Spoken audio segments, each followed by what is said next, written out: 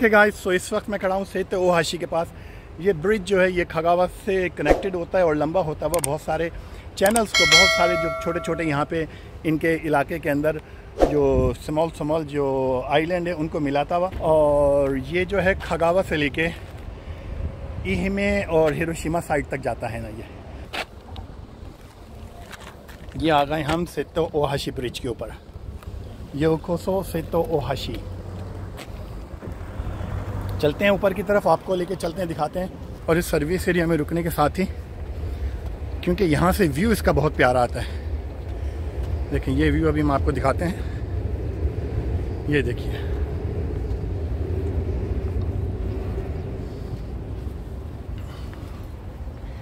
ये सेतो ओहाशी है।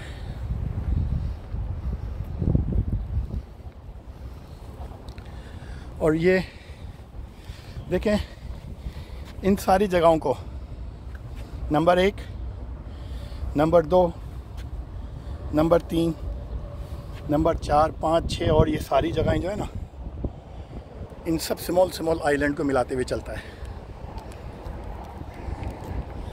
गर्मी की वजह से ज़रा पसीने निकल रहे हैं, मगर आपसे वादा किया था कि आपको जापान में बड़ी प्यारी प्यारी खूबसूरत जगहें दिखानी है।